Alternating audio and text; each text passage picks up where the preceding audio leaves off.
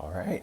Welcome to episode 2 of new title, Untitled Common Sense, where we look at different issues, mainly in the world, here in America or whatever, that affect all of us, and try to really dissect them with a little bit of common sense, trying to remove, you know, the feeling element from it so we can look at it a little bit critically and really assess what its impact will be and what the real cause or the potential pitfalls or benefits of it could be. And hopefully from that, we can generate discussion and maybe come together and find solutions to these problems instead of just letting them permeate or feel like we're powerless. Because again, we're in very uncertain times and it feels like there's nothing any one person can do. But I believe we do have the power. We just have to realize that we have it together. So, for episode 2, we're going to talk about child labor in Florida. And my name's Derek. I'll be your host for these things.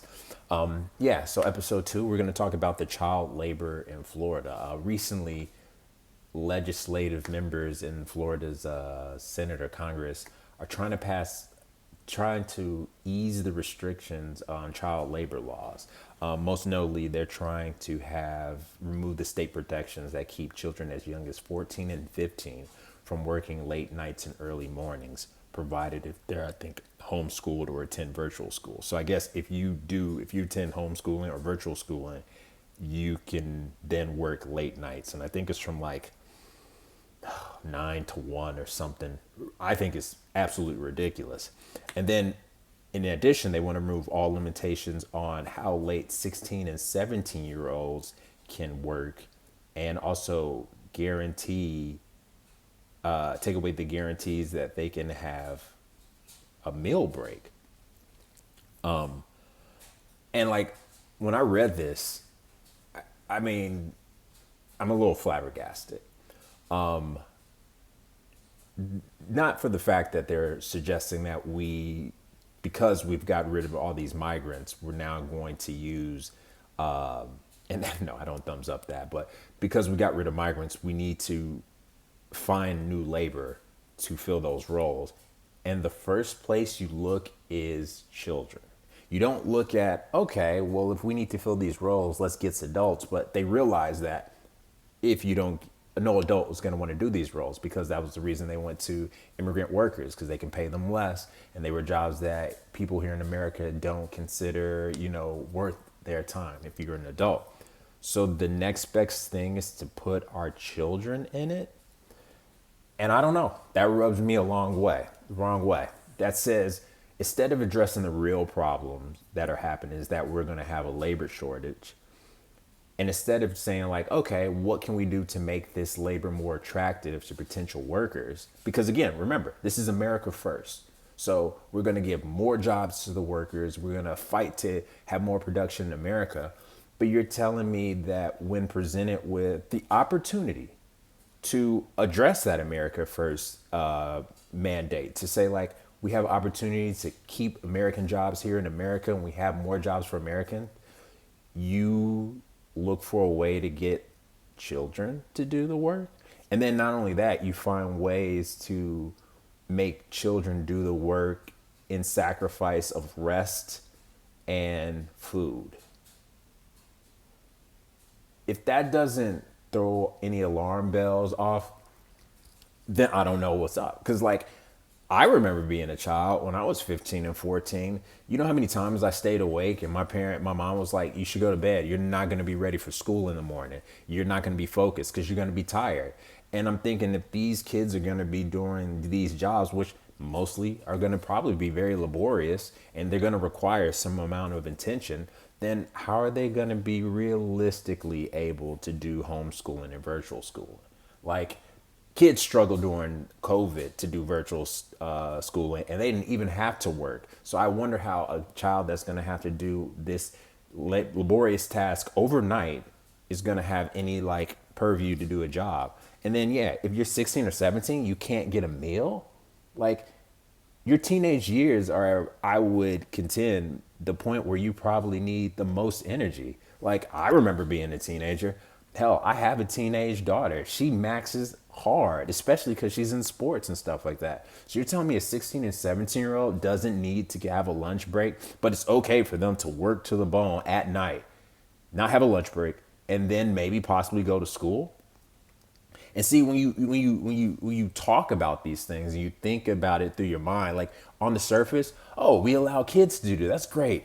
It's like having a newspaper route or something. It gives kids something to do. And like, look, I'm all for kids working. I think it's a great way to, like, instill, like, pride in oneself, to develop money.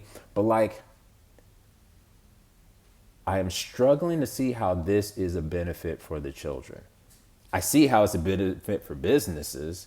You get to say, oh, we got cheap labor. You can pay kids less.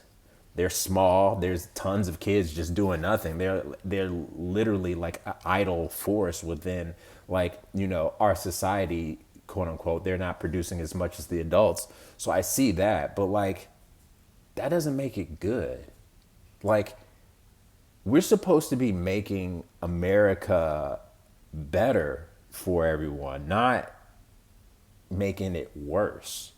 Because think about this, it's not going to be rich people who are going to have to work these jobs. They're not going to do it. They have the parents who can cover this. And more importantly, it just seems like a real concerted effort to just get people to work, work, work, work, work. Like, I don't know if anybody else has noticed this, but like, the one thing this administration keeps harping on is like, we need people back at work.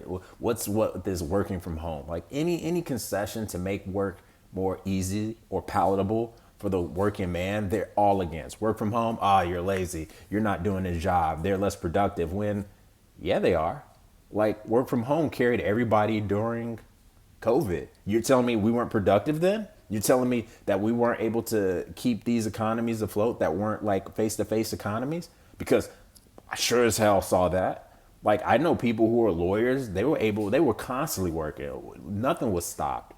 So you're telling me that working from home doesn't equate to productivity when it does? Like, if you have a family and you're not rich and you don't have a nanny or an au pair, you have to be the one to take your kids to school and to do all this. And working from home makes this so much easier because you can start when you need to start. You can take all your kids to school. If you need to get your kids, you can go get them. It just makes life a lot more easier so that you can do your work and have a family. But it just seems like everything that they do, like all these states, these Republican senators in these states, and look, if you're a Republican, hey, more power to you. It's just a political affiliation. I don't think we should hold it so close to our chest that we don't see when they're doing shady stuff. Because as conservative as you want to be, do you really want to have your 14, 13-year-old kid out there doing some job that a migrant did overnight without your supervision? And we do know how all these people, when they have these jobs that require quote unquote unskilled labor, how they really treat those people. So you really think they're going to treat your child at the utmost that they need? Like, come on. It sounds really, really sinister when you start looking down at it. Like, think about this. They gutted Department of Education.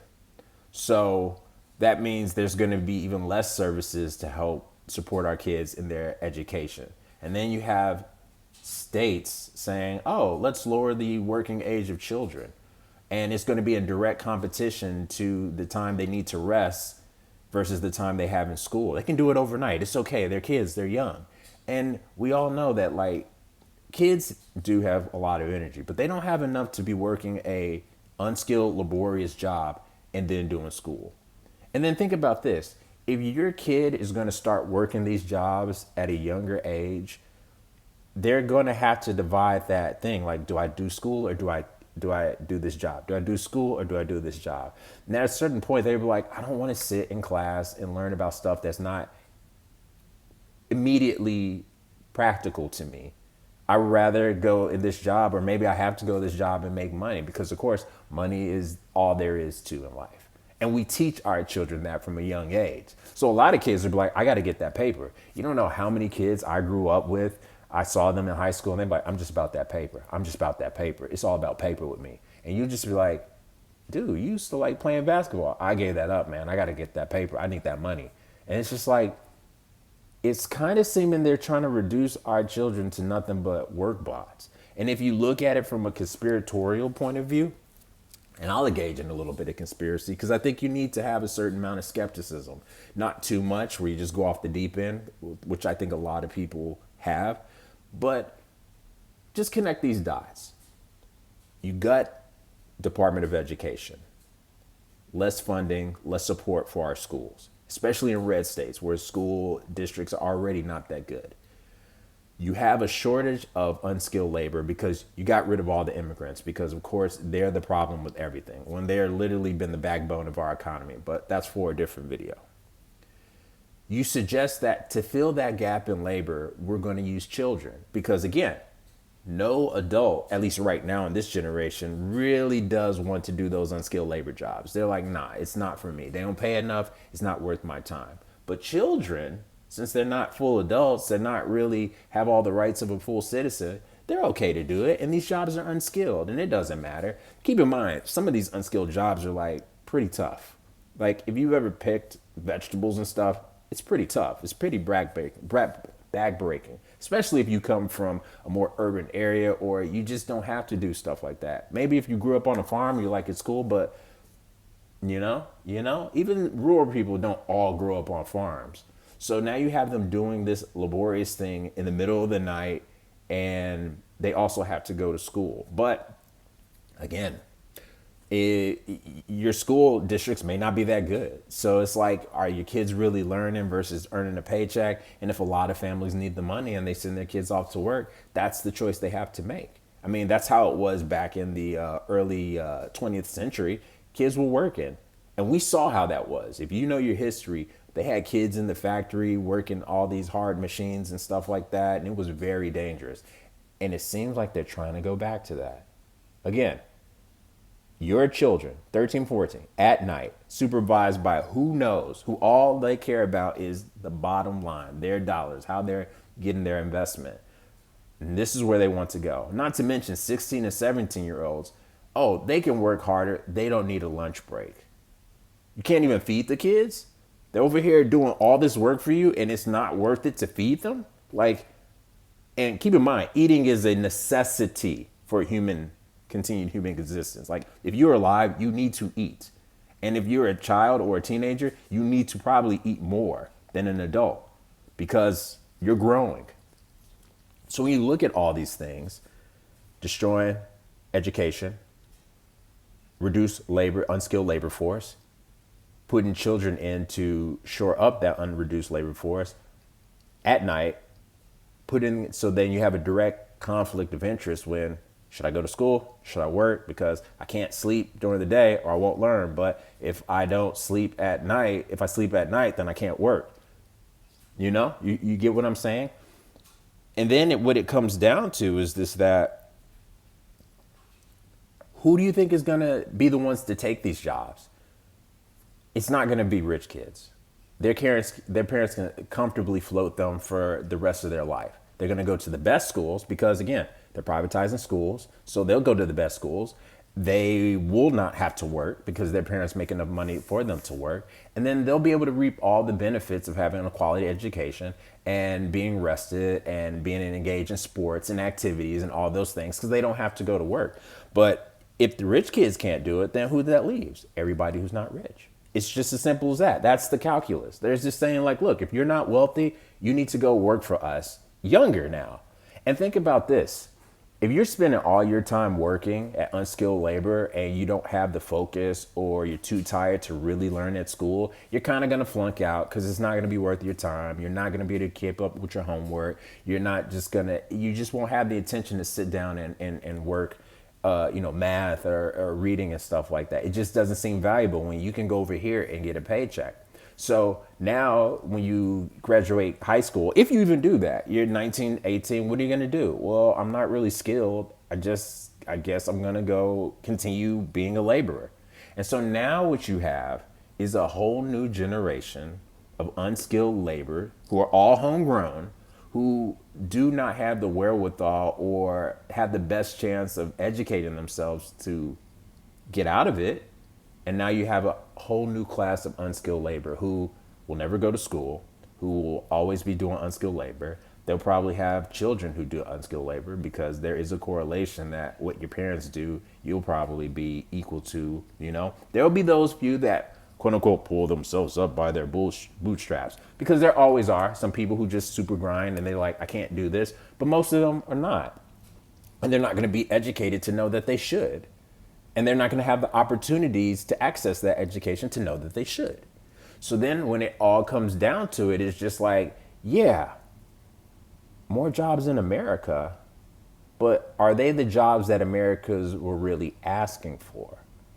And look, I've never really known a corporation that at the end, they're few and far between, any corporation or company that really puts the people who work for them, that really cherishes them, especially unskilled labor. It's called unskilled labor. It's just, it has a connotation that it's not worth your time. And so you really think that they're going to get the best pay, that they're going to get the best benefits, that they're going to be taken care of? They're not. You know they're not. They didn't take care of the migrants. And yeah, they'll say, oh, that's because they're immigrants and stuff like that. But come on. Bottom line is, it's always cheaper to eliminate the human element from any company. If they can get rid of you, or if they can give you less for more, they'll do it. And so that's what this whole thing in Florida is about, getting children to do it. They know that adults right now won't work those jobs if they're from America, so let's get the kids to do it. And those kids are going to grow up just being unskilled laborers. That's the way it's going to go, because you can't work in the middle of the night and really be expected to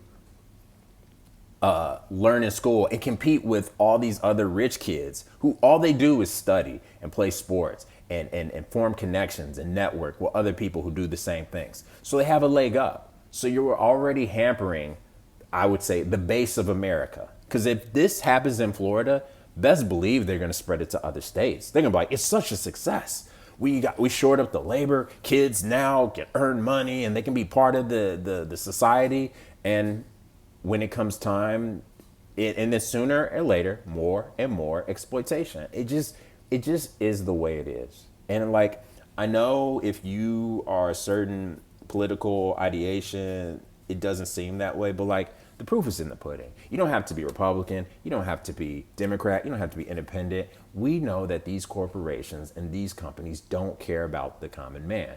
You can go into any bar across America and be like, dude, they don't give a fuck. And everybody will be like, you're right, they don't. So when legislation like this comes from our elected leaders and they're saying, let's make kids do this, and then they pass that legislation in the most shadiest of ways. Like, you don't give the kids a lunch and they're working for you? That shows you where their mind is at. They don't really care about you because they don't care about your kids. They only see them as another number to make them even more money, because the money's not going to come to you. This is unskilled labor. It is not worth much, but it is, because without that labor, they can't make money off you. So this is just a little common sense for Friday. This one's a little bit more conspiratorial, but like, sometimes you really just gotta like connect the dots and follow the logical conclusion. If we have a labor shortage and they're gonna fill it with your kids, and it's gonna happen at night, and kids are really supposed to be going to school during the day, so that means they're gonna be up later and expending more energy to work in these unskilled labors. And do we really think our kids are really gonna be at their best when they go to schools that I contend will be more defunded, less equipped to like help them learn? Then what's the end result? Cheap labor, exploitative labor, and the only people that win are the people who are already rich. It's just the way I see it. So that's today's Untitled Common Sense. We'll be back again. I'm gonna try to get today. Maybe I might take the weekends off because I got 2 young kids. I struggle to find the time. But yeah, at the end of the video, like, subscribe, comment. I want to see who's out there, who, what you think. I'm trying to build a coalition. I think we got to fight this. I think we, the people, have to now start placing the power within ourselves. We got to start taking the reins on all of this. We can't trust the people in Washington. We just can't. They do not have our best interests at heart. They're only serving themselves. They're scared for themselves. They're not scared for the country. As long as they can be rich and they can be in favor, they're fine. But they do not care about us. And it's the truth. And you may not want to hear it, but it's the truth. So we have to take care of each other. So with that, you guys have a great weekend. Once again, my name is Derek, and this has been Untitled Common Sense.